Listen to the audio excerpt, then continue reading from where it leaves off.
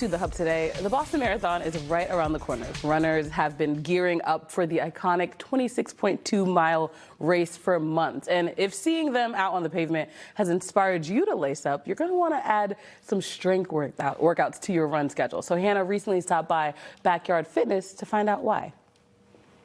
So we know Boston loves to run, and as runners, we often like to hit the pavement and not necessarily do our strength exercises, but we shouldn't always skip them. And here to tell us why is Brian Lotempio with Backyahd Boston. So thanks for being here. Of course, thanks for having me. Well, we are excited to learn what runners can do to strength train, but why is it so important that they do? Well, as we know, running is a plyometric activity, so we need a certain level of dynamic stability.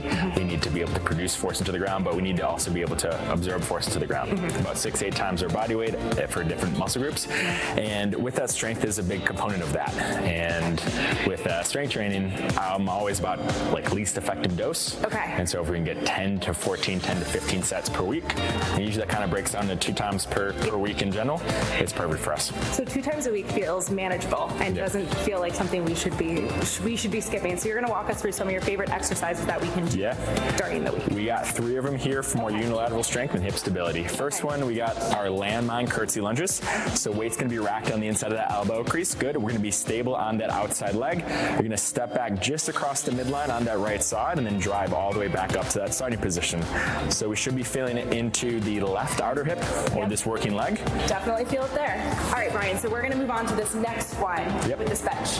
Yep, we got the Copenhagen side plank or Copenhagen hold. Okay. So it's going to be working your adductor or inner groin. So top knee, shin is going to be on the bench. This is our short lever. We're going to be on our elbow. We're going to hold this position to start, so we're feeling it in the inner thigh and the top leg, and obliques and core on the downside. You can hold it for time, or we can add a movement component to it. So let's drive that left knee up to our chest and then back down. So we can make it a little bit more specific to running in general. And now we're just going to go for 10 reps. And we're feeling our core. Yeah. Fantastic. Feeling all of it, to be honest. We love that.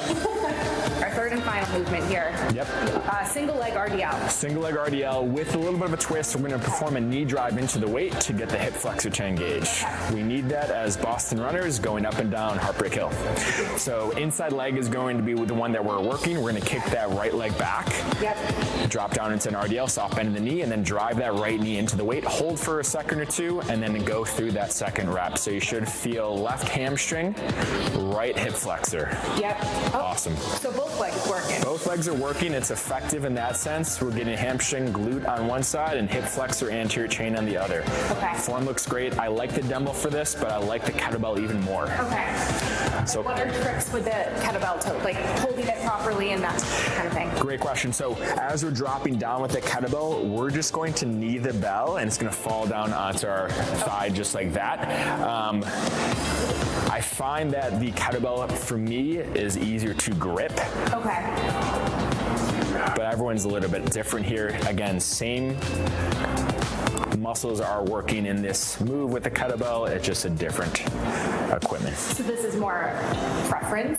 Preference, yeah. Beginning? We can scale this.